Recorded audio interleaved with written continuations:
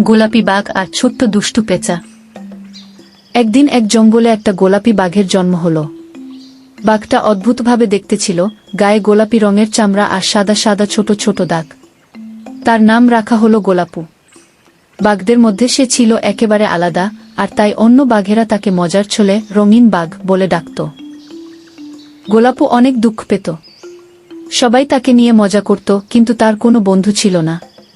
একদিন সে জঙ্গলের পাশের একটা বড় গাছের নিচে চুপচাপ বসেছিল। হঠাৎ গাছের ডালে বসে থাকা একটা ছোট্ট পেঁচা তার দিকে তাকিয়ে বলল, তুমি এখানে একা বসে আছো কেন?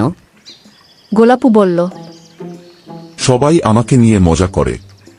আমার রং আলাদা বলে কেউ আমাকে পছন্দ করে না। পেঁচাটা খুব বুদ্ধিমান ছিল।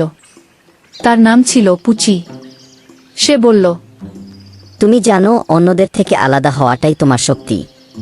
তুমি এমন কিছু করো যাতে সবাই তোমাকে ভালোবাসে। গোলাপু ভাবল। কিন্তু আমি কি করতে পারি? পুচি হেসে বলল, তুমি তো জঙ্গলের সবচেয়ে দ্রুত দৌড়াতে পারো। তোমার রঙও অন্য কারো মতো নয়। চলো আমরা একসঙ্গে কিছু মজার কাজ করি। সেই দিন থেকে গোলাপু আর পুচি মিলে জঙ্গলের অন্য প্রাণীদের সাহায্য করতে শুরু করল। কেউ যদি কোনো বিপদে পড়ত, গোলাপু তার দ্রুত দৌড়ানোর ক্ষমতা দিয়ে তাদের বাঁচাত, আর পুচি তার গানের মাধ্যমে সবার সমস্যার সমাধান করত।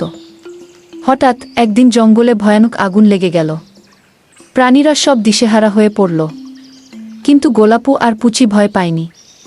গোলাপু তার দৌড়ানোর ক্ষমতা দিয়ে দ্রুত গিয়ে নদী থেকে পানি এনে আগুন নেভানোর চেষ্টা করতে লাগল, আর পুচি সবাইকে নিরাপদ জায়গায় নিয়ে গেল।